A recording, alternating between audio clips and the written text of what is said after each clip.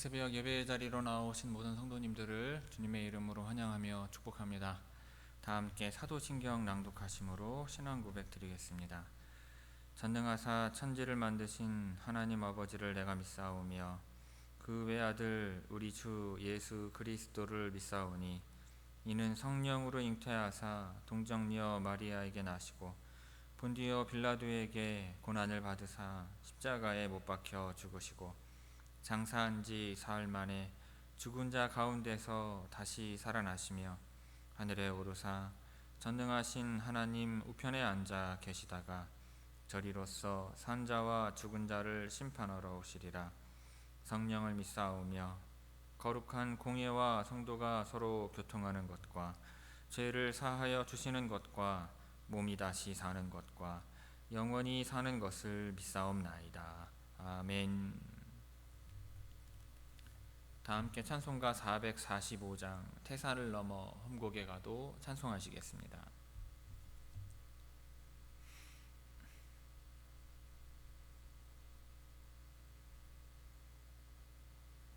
찬송가 445장입니다.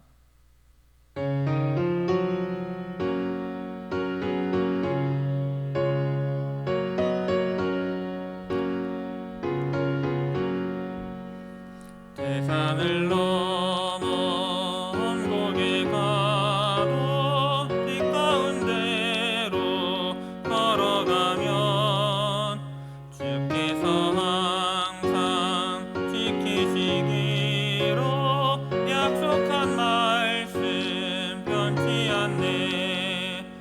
하늘의 영광 하늘의 영광 나의 맘속에 차고도 넘쳐 할렐루야를 힘차게 불러 영원히 주를 찬양하리. 캄캄한 밤에 다닐지라도 주께서 나의 길 되시고 나에게 밝은 빛이 되시니 길 잃어버릴 염려 없네. 하늘의 영광 하늘의 영광 나의 맘속에 차고도 넘쳐 할렐루야를 힘차게 불러 영원히 주를 찬양하리. 광명한 그 빛 마음에 받아 찬란한 천국 바라보고 할렐루야를 힘차게 불러 날마다 빛에 걸어가리. 하늘의 영광 하늘의 영광 나의 맘속에 차고도 넘쳐 할렐루야를 힘차게 불러 영원히 주를 찬양하리. 아멘. 오늘 새벽 우리에게 주시는 하나님의 말씀은 야고보서 3장 13절에서 16절까지의 말씀입니다. 신약 성경 야고보서 3장 13절에서 16절의 말씀입니다. 제가 봉독하겠습니다. 너희 중에 지혜와 총명이 있는 자가 누구냐? 그는 선행으로 말미암아 지혜의 온유함으로 그 행함을 보일지니라. 그러나 너희 마음속에 독한 시기와 다툼이 있으면 자랑하지 말라. 진리를 거슬러 거짓말하지 말라. 이러한 지혜는 위로부터 내려온 것이 아니요 땅 위의 것이요 정욕의 것이요 귀신의 것이니 시기와 다툼이 있는 곳에는 혼란과 모든 악한 일이 있음이라. 아멘. 이 새벽 말씀을 통해 주시는 은혜가 충만하게 임하기를 바랍니다. 앞서 3장 1절에서 12절에서는 혀를 올바로 사용하여서 참된 믿음을 입증하여야 함을 말씀하였습니다. 이어서 오늘 본문에서는 그 세상의 악한 지혜와 하늘의 선한 지혜를 대조하여 말씀하고 있습니다. 먼저 13절은 참된 지혜는 선행과 겸손으로 입증되어야 함을 말씀합니다. 지혜라는 단어는 현명함, 지혜로운이라는 뜻으로 유대인들 사이에서는 하나님에 대한 지식을 바탕으로 한 지혜죠. 특히 이 교사들이 소유하고 있다고 여겨지는 어떠한 추상적인 지적 능력을 가리키고 있습니다.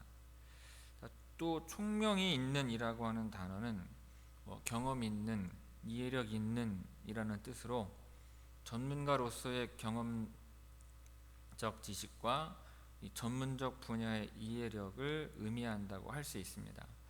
하지만 사실 이 두 용어는 그 의미가 엄격히 구분된다기보다는 다른 사람들보다 탁월한 지적인 능력과 이해력 그리고 경험을 가리키는 어떤 관용적인 표현으로 이해하는 것이 좋습니다. 자, 야고보가 여기에서 지혜와 총명을 언급하는 이유는 당시 교회에서 교사들을 비롯하여 스스로 지혜와 지식이 있다고 내세우면서 교만하게 행동하는 사람들이 있었기 때문으로 보입니다.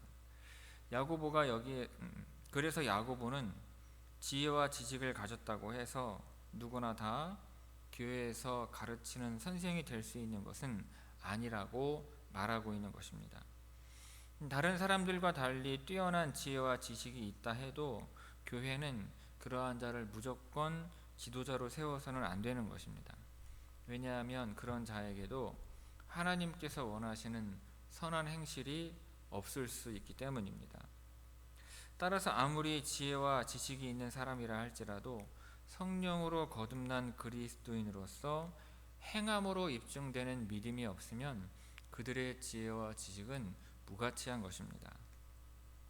이에 야고보는 지혜와 총명을 가지고 뽐내는 자들에게 그들이 과연 하나님의 사람인지 그 여부를 구별할 수 있는 방법을 제시하고 있습니다.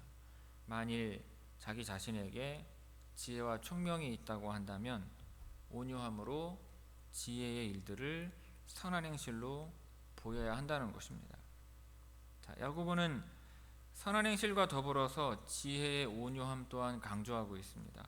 자, 온유함으로라고 하는 단어는 온유함 안에서라는 뜻으로 이것은 선한 행실이 온유한 기질과 태도에서 나오는 것임을 알게 해줍니다. 사실 내면에 있는 온유함은 그 외적인 선행으로 자연스럽게 표출되는 것입니다. 그리고 이 온유함은 이 마귀적인 지혜의 특징인 독한 시기와 다툼이라는 개념과 대조되고 있습니다.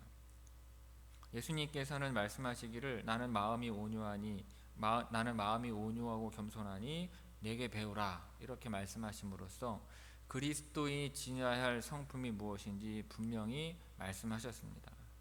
따라서 자신이 지혜와 지식 또는 그 밖에 다른 어떠한 은사들을 소유했다 할지라도 온유함 안에서 선한 행실을 드러내지 않고 독한 시기와 다툼이 빈번하게 일어난다면 자신의 신앙을 진지하게 되돌아봐야 할 것입니다.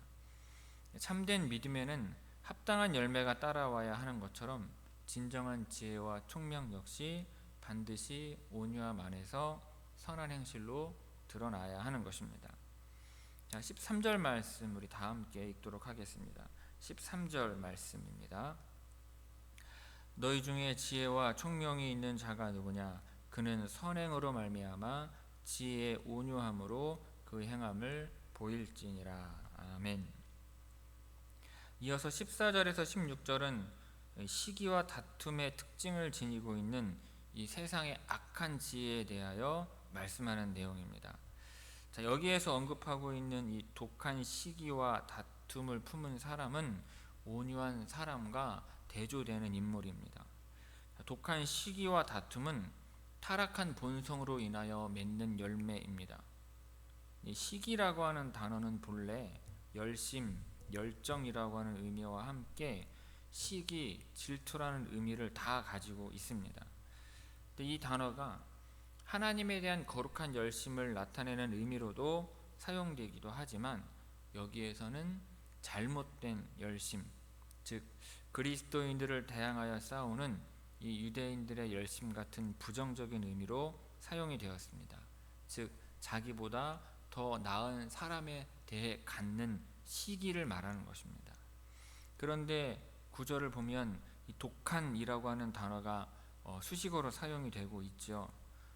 그렇기 때문에 독한 시기란 남에 대한 열등감에서 오는 시기심, 또는 남의 가치를 애써 깎아내리는 데 혈안이 되어서 비방을 일삼는 태도를 말합니다. 참된 그리스도인은 악한 감정을 앞세워서 다른 사람을 비난하고 시기하는 행위를 하지 않아야 하는 것입니다. 또한 다툼이라고 하는 단어는요, 이기적인 야심, 파당심, 강한 당파근성이라는 뜻으로 자기 자신만을 내세우려고 저급한 술책도 불사하는 이기적인 태도를 의미합니다. 이 다툼은 독한 시기와 함께 갈라디아서 5장 20절에 열거되어 있는 육체의 열매 중에 하나입니다. 갈라디아서에는 이 다툼이 똑같은 단어인데도 당 짓는 것으로 번역이 되어 있습니다. 교회 공동체를 무너뜨리는 가장 큰 암적인 요인은 이와 같은 이기적 야심에서 비롯된 파당심이라 할 수 있는 것입니다.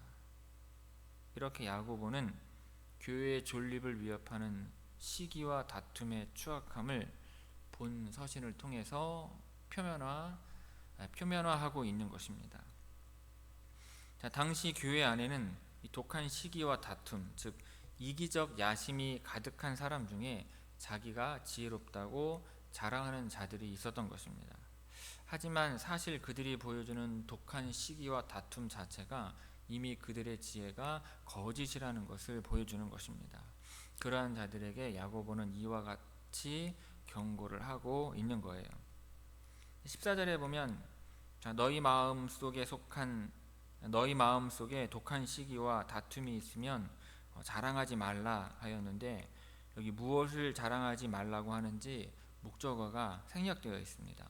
여기에서 생략된 목적어는 교사 같은 이들이 스스로 가지고 있다고 자랑하는 지혜를 자랑하지 말라는 것입니다. 독한 시기와 다툼이 가득한 자가 자기에게 지혜가 있다고 자랑한다면 그것은 지혜를 모독하는 것이 되는 것입니다. 또 진리를 거슬러 거짓말하지 말라는 구절은 두 가지의 의미로 생각해 볼 수 있습니다. 첫째는 단지 교사된 자는 교회 안에서 진리를 거슬러 거짓말을 해서는 안 된다는 의미입니다. 또 한 가지는 마음속에 시기와 다툼을 품고 있다면 그가 가르치고 있는 진리에 역행하여 거짓말을 하는 셈이 된다는 의미입니다. 야고보는 독한 시기와 다툼이 있는 그러한 지혜는 하나님께 기원을 둔 지혜가 아니라고 분명히 밝히고 있습니다. 그러면서 하나님과 아무런 관계가 없는 이 지혜의 근거가 무엇인지 조목조목 열거를 합니다. 첫째로 이러한 지혜는 세상적이라고 말을 합니다. 이 세상적이라는 말은 문자적으로 땅 위에 존재하는 이라는 의미입니다. 본문에서는 오류를 범하기 쉽고 그르치기 쉬운 인간의 지혜, 곧 세상의 시각만을 기준으로 삼아서 적용을 하는 불완전한 지혜를 의미합니다. 세상적인 기준은요, 언제든지 쉽게 변하는 상대성을 가지고 있습니다. 따라서 이러한 지혜는 변하지 않으시는 하나님으로부터 난 지혜가 아닌 거짓 지혜인 것입니다. 그러한 지혜를 가지고 있는 자는요, 항상 땅의 일만을 생각하며 신앙적인 면에는 도무지 관심을 보이지 않는 것입니다. 둘째로는 이러한 지혜는 세상적인 동시에 정욕적입니다. 정욕적이라는 말은 욕구와 정욕에 복종하며 감각적인 본성에 의해 지배받는 영혼을 말을 합니다. 짐승들처럼 본성적인 욕망에 지배되어 살아가는 성령이 결여된 상태를 말하는 것입니다. 인간의 죄된 본성에서 나온 이러한 지혜는 하나님 말씀의 지혜와 대조를 이루며 악한 열매를 맺을 뿐인 것입니다. 그리고 마지막으로 세상적이며 정욕적인 지혜는 동시에 마귀적입니다. 자, 마귀적이라는 말은 악한 영을 닮은 혹은 악한 영에서 기인하는 이라는 뜻입니다. 악마의 세력은 세상적이고 정욕적인 지혜를 조장하는 보이지 않는 배후 세력이라 할 수 있습니다. 이 통제되지 않는 혀와 같이 독한 시기와 다툼이 있는 자들의 지혜도 마찬가지입니다. 마귀는 사람들에게 속한 시기와 이기적인 야심을 품도록 부추기고 평화로운 공동체를 파괴하기 위해 혈안이 되어 있습니다. 따라서 그러한 세력의 지배를 받는 자는 자신이 속해 있는 공동체의 분열을 일으키고 타인에 대한 배려를 전혀 하지 않는 것입니다. 바울 사도는 말하기를 후일에 어떤 사람들이 믿음에서 떠나 미혹하는 영과 귀신의 가르침을 따르리라고 경고하면서 그것을 피하라고 하였습니다. 왜냐하면 마귀적인 지혜는 하나님과 대적할 수밖에 없기 때문입니다. 야고보의 이와 같은 지적은요, 시기와 다툼을 일삼던 초대교회 당시 그리스도인들은 물론 오늘날 그리스도인들에게도 가져야 할 지혜가 무엇인지를 분명하게 보여주고 있습니다. 여러분, 우리는 얼마나 많이 세상으로부터 온, 그리고 인간의 정욕으로부터 온, 그리고 하나님의 교회를 대적하는 마귀에게서부터 온 지혜를 사모하면서 살아가고 있습니까? 우리는 야고보의 충고처럼 세상적이지 않은 거룩한 것을 붙들며 우리의 죄악된 인간 본성과 그 미혹하는 마귀의 게임에 빠져 더 이상 헛된 지혜를 따라 살지 말아야 할 것입니다. 독한 시기와 다툼이 맺는 열매는 혼란과 모든 악한 일입니다. 혼란이라는 단어는 무질서한 상태, 불안정, 혼동이라는 뜻으로 여기에는 마음의 평정이 없으며 말의 일관성도 없습니다. 그래서 결국에는 다른 사람들에게도 혼란과 다툼을 초래하는 것입니다. 자, 모든 악한 일에서 악한은 나쁜, 무가치한 이라는 뜻으로 공동체의 조화와 평화를 깨트리는 악을 지칭합니다. 시기와 다툼이 있는 곳은요, 어디든지 간에 심지어 교회일지라도 그곳에는 반드시 평화를 깨뜨리는 무질서와 악한 일이 일어나는 것입니다. 반면에 위로부터 나는 경건한 지혜가 있는 곳에는 일치와 안정된 평화가 있는 것입니다. 자, 14절에서 16절까지 우리 함께 읽겠습니다. 14절에서 16절 말씀입니다. 그러나 너희 마음속에 독한 시기와 다툼이 있으면 자랑하지 말라. 진리를 거슬러 거짓 말하지 말라. 이러한 지혜는 위로부터 내려온 것이 아니요 땅 위의 것이요 정욕의 것이요 귀신의 것이니 시기와 다툼이 있는 곳에는 혼란과 모든 악한 일이 있음이라. 아멘. 성도 여러분, 오늘 본문에서 야고보는 스스로 지혜와 총명이 있다 자랑하는 사람들에게 그 지혜와 총명이 어디에서 기인한 것인지를 잘 살펴보라고 직접적으로 말하고 있습니다. 세상적인 지혜, 정욕적인 지혜, 마귀적인 지혜는 시기와 다툼을 일으켜서 교회 공동체에 평지풍파를 일으키고 공동체를 무너뜨리는 것입니다. 하지만 하나님을 경외함으로 기인한 지혜와 총명은 온유함 가운데 선한 행실로 나타나기 마련입니다. 사실 교회 공동체를 가장 어려움에 처하게 하는 것이 바로 이 시기와 다툼입니다. 내가 저 성도보다 더 똑똑하고 더 나은 것 같은데 교회에서 더 못한 대우를 받는다고 여겨질 때 시기와 다툼은 역사합니다. 나도 똑같이 열심히 하는데 성도들이 나보다 다른 성도를 더 좋아하고 사랑한다고 느낄 때 시기와 다툼은 역사합니다. 누군가로부터 인정받는 것을 독차지하려고 할 때 시기와 다툼은 역사하는 것입니다. 또한 능력이 되지 않는데 자리를 원하는 경우 이기적인 야심이 혼란과 악을 초래하는 것입니다. 여러분, 그렇게 교회 공동체는 서서히 무너져 가는 것입니다. 성도 여러분, 그러므로 하나님으로부터 기인한 참된 지혜와 총명이 여러분에게 임하기를 바랍니다. 그러한 지혜와 총명으로 온유함 가운데 선한 행실로 나타나기를 바랍니다. 그렇게 하나님에 대한 여러분들의 참된 믿음을 증명할 수 있기를 바라며 참된 지혜와 총명으로 말미암아 주님의 몸된 교회를 아름답게 세워갈 수 있기를 바랍니다. 그리고 그러한 성도들에게 하나님께서 함께 하셔서 가정과 자녀들에게 참된 축복을 허락하여 주실 줄 주님의 이름으로 축원을 드립니다. 기도하겠습니다. 사랑이 많으시고 은혜가 풍성하신 아버지 하나님, 지혜와 총명이 있으면 무엇하겠습니까? 그 안에 시기와 다툼이 있으면 그 지혜와 총명도 악한 열매를 맺을 뿐이오니, 주님, 하늘의 지혜와 하늘의 총명을 허락하여 주셔서 시기와 다툼이 아닌 평안과 하나님의 일을 이루시는 역사가 우리의 교회와 삶 가운데에 일어나게 하여 주옵소서. 우리 교회 공동체를 하나님 불쌍히 여기시고 긍휼히 여기셔서 우리 안에 있는 그 모든 시기와 다툼들을 다 물리쳐 주시옵시고, 우리가 주님 안에서 서로 사랑으로 아끼며 돌볼 수 있는 주의 성도들 다 되게 하심으로 말미암아 이 교회 공동체가 하나님 나라 천국을 닮아가는 공동체 교회가 될 수 있도록 하게 하옵시고, 우리의 교회를 통해 우리 모든 성도들이 하나님의 위로와 평안을, 안식을 받아 누릴 수 있는 성도들 되게 하옵소서. 오늘 하루도 하나님 함께 하셔서 환우들의 병환 가운데 성령 충만의 역사 허락하여 주심으로 치료의 모든 과정들 잘 감당할 수 있도록 하게 하옵시고, 그 모든 고통들을 하나님 아버지 없이 하시고 줄여 주옵소서.